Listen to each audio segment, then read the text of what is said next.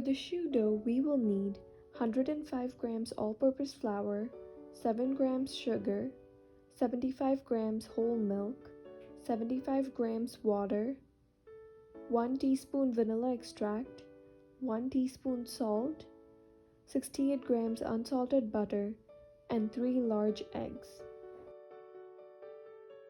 With water at medium-high heat, add the milk, sugar, unsalted butter, and salt.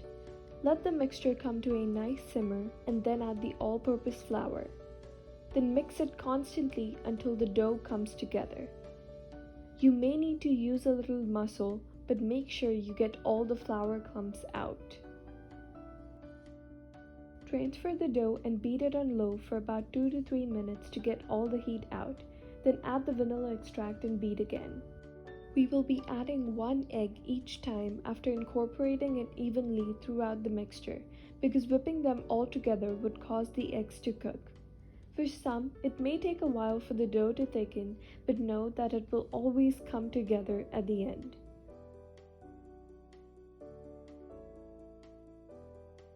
Transfer the dough in a piping bag and snip about 4 centimeters from the tip. Then pull out approximately 10 centimeter eclairs. Now use some water and the tip of your finger to smooth out the tips of the eclairs. To ensure an even bake, dust the eclairs with icing sugar. Now pipe the choux with an approximate 3 centimeter diameter, then again use some water and the tip of your finger to smooth the tips that are sticking out. Sieve some icing sugar over the choux. Bake for 45 to 50 minutes in a preheated oven at 350 degrees Fahrenheit. Place the choux in the top rack and the eclairs in the bottom rack of the oven. Once baked, pierce a hole in the bottom of each eclair. If they are not hollow, place them back in the oven for 10 to 15 minutes.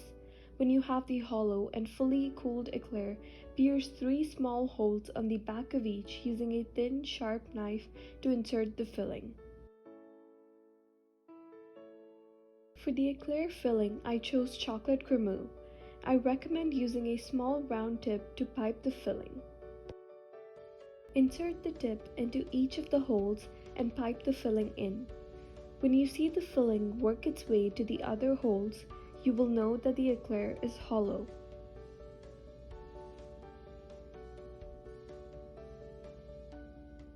Then just scrape off the excess from the bottom.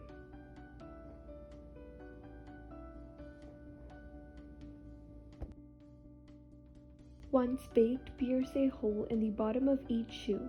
If they are not hollow, place them back in the oven for 10 to 15 minutes.